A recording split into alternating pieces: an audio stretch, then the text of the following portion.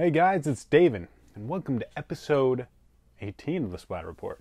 Today I'm going to be talking about a controversial, yes, kind of over-dramatic event that happened last week about the +1 server.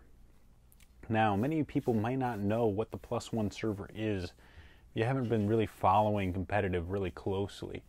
But what it is essentially a server that's invite only, that you have to get basically voted in. It's made of the top players in the Western scene. Basically, you have to be acknowledged as a top player by other top players to be voted into this server. So it's very exclusive, and its real purpose is to basically have a place where you can go in if you need somebody, one or two people, to sort of get a scrim going.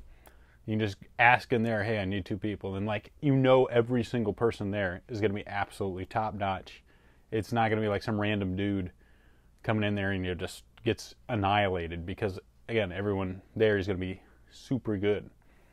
So by having this +1 server, it just basically helps facilitate scrims.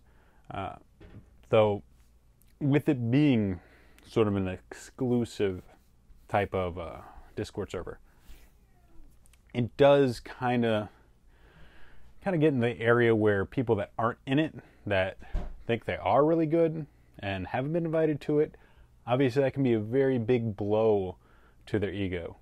And some people have said, it's biased against certain people. If you look at, I think Shaq posted a video about a chat, sort of this chip making some sort of meme, but it did kind of reveal some of the thinking when he suggested a brush player. Some people didn't like the idea of a brush player being in there, because who wants a brush player on their team, was one of the exact phrases uttered. So if you're playing a non-meta weapon, or that's your basic claim to fame, then you may have a hard time getting into that server. Again, I'm not on the server, and I have no desire. Well, I do desire to be in there, but I have no designs on. I'm nowhere near good enough to actually be in that server like that. I don't have a problem with that. Though I think one of the issues at first look, when you hear about the +1 server, you think, oh, this is like these elitist players, and they're just keeping everybody out because they only want to play with themselves. And it's a giant circle jerk. Oh my God, that's your first impression. Either that, or there's some people that think, oh, they only want to play with themselves. They don't want to play with the lesser teams. We really need these really high-level competitions in order to get good. Like, how can we get better if we're not facing, against the best? And that kind of logic, I think, is a little bit flawed, because, really, I think, skill is more like a pyramid. As the more people you the lower skill you have, the more people there are around that skill level. So theoretically, there should be plenty of people to play with that are around your same skill. I think the real issue comes with the fact that the top level players are playing constantly. They're playing all the time. And they have established areas like the +1 server to help facilitate that people around the other levels just haven't done. And in their defense, it can be a lot harder. They don't have the clout that someone like Sendu might have to get those things going. But still, I don't think you can really fault people like Sendu for making these sort of things a reality.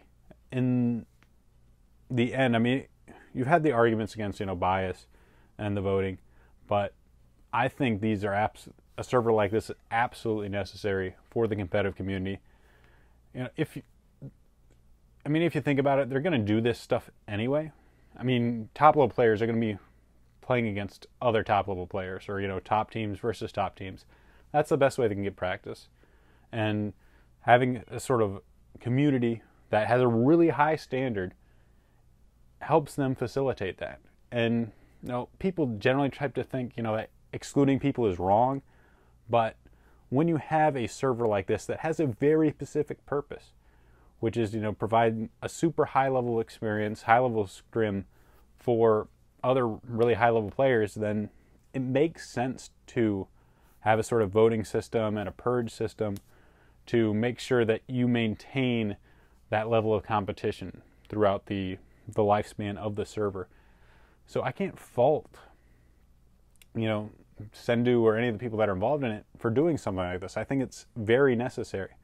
And I think it's actually the voting system, I think, is more fair than anything else. Sure, would it be nice if there was a clear standard that people, could aspire to?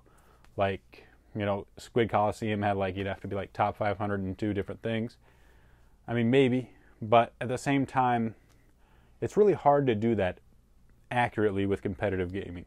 Because a lot of people don't necessarily play ranked. And also, ranked isn't a really great measure of skill and farm as far as competition, especially at the absolute highest level, because you could be really good in solo queue and have like a lot of good solo queue tactics that just aren't going to work in high-level competitive games. You need to be able to communicate. You need to know where your team is. You need to be able to push with your team. You can't just constantly be off somewhere trying to slay, because against high-level players, that they're just going to call you out and triple team you. So to me, this is probably the best, most accurate way of doing it. As even you see with like things like Splat stats, people are always criticizing it because it uses a sort of quantitative. I don't know the word I'm looking for, like quantitative variable. It's actually something you can measure. It's actually a number, and then they plug it into a system. They just say, hey, that's it, rather than any sort of voting, any sort of like tribunal or system like that, where it's people deciding, hey, this means more than this. And that can just be, again, that can also open things, ideas of bias. But in the end, the voting system is the best way to do it, sort of a peer review. I think this is totally healthy for a community to do. I mean, the top level players have to have some sort of space, where they can really refine their skill. Especially, I think, what a lot of people don't realize, let me see if I'm missing anything, is, when you're that high in skill, it's really hard to improve. And it's really hard to find other people that can, play at your level. I mean, like I said, it's like a pyramid, and when you're at the top, it's pretty thin. So a community like this just helps the best players get better. I mean, we need to be able to compete, especially when you look at a community like Japan that is stronger than the West. I mean, the West needs to do everything it can, because ultimately, I think that's what a lot of players in the West are aspiring to. They see the people in Japan. They want to be able to compete against them. They are the top, and they need ways to fight them. And I don't think criticizing. Well, I mean, you can criticize if you want, but in the end, I support, things like this. It may seem exclusionary, but I think it's necessary, for the reasons I've stated. All right, and that is it for my thoughts on the +1 server. Let's go on to the comments. I only have one, and it's from my friend Sydney, and he says, this is about SDX disbanding. That's rather sad. Still, I couldn't help but feel something like this might be coming. It seems like SDX has been going downhill since Storm. Hell, maybe even started when Power first retired. Yeah, they have been kind of on the downswing, and that's one of the things I was kind of wondering is, was it because they knew their contract was up, or their contract could expire because it seemed like they weren't doing that good? I don't know, was it chicken or the egg? I mean, sometimes you see, like, even professional players, once their contract's up, they don't always give their best year, like when they know, like, hey, I'm going to somewhere else. But at the same time, it's SCDX isn't exactly like some guy on some team that isn't going to make the Super Bowl.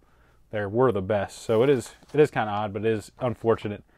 I don't know if it was Power was when they first started going downhill, because Fuzzy's a really good pickup, and they did do well. They did have definitely some success with Fuzzy. It's unfortunate, as Power left, kind of shortly after Chargers really came into vogue.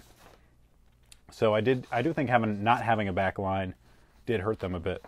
On the bright side, Kivver now gets to play with a team in his general time zone. I'm sure that will make scrims easier for him, wish him the best, and hope the rest of SCX find a new home too. I definitely want to see these guys back and competitive. It's funny you mentioned Kivver, because Every time I've seen him scrimming lately, it's been with like for the win minus Shaq. Damn, I ran out of video again. Sorry about that. Let's see, what was I talking about? Oh yeah, yes. Kivver was, like I said, I've only seen Kivver playing with Western teams recently, but that doesn't mean he hasn't. And hopefully it does make it easier for him. Though, I think he's been staying up pretty late. Well, we'll see. That's his problem. Yeah, I definitely hope we'll see. I mean, Penguit's obviously not going to be competing for a little bit, but I don't see a problem with that. I think that'll be a good thing. It's nice to kind of get away. Like, if you're super focused on it for like a long, long time, it's good to step away for a while and get perspective, and maybe he comes back, maybe he doesn't. I mean, he's got a lot of talent in other areas, so hopefully he's able to refine that too. As far as like Fuzzy and Hexen and, well, I guess Power too. Hexen, like I said, hinting that he might be doing something with Power. Hopefully we'll see that too. Fuzzy, I think, is like, he's too good not to end up on a team somewhere. It's just, I think it's really up to Fuzzy where he wants to go. And then, who's open. Because I can only really see him playing on like an absolute top level team. He's just that good of a player. Well, yeah. Hopefully things work out. All right, guys, that's it for the Splat report. These videos aren't going to be that as frequent as they have been. I'm trying to focus more on training for Gatorland, so I'll hopefully get out another video next week, and I definitely will give you something about Gatorland after I get done with it. Maybe try and get some film from the land itself. I had a lot of fun last year, so I'm really looking forward to it, and hopefully we'll be able to take on some of the people in Gatorland. I know for sure the team right now looks like a team to beat is going to be Marsh, TK, I believe it's Razzle, Co-Pilot, and Rafa. They won Rafa, I think, Razzle wasn't on their team, but Squiddo was. They won last year's Gatorland, and obviously they're good enough to win this year. So that's going to be some tough competition, but we will see what happens. All right, guys. You have a wonderful day, and thanks for supporting me and the channel.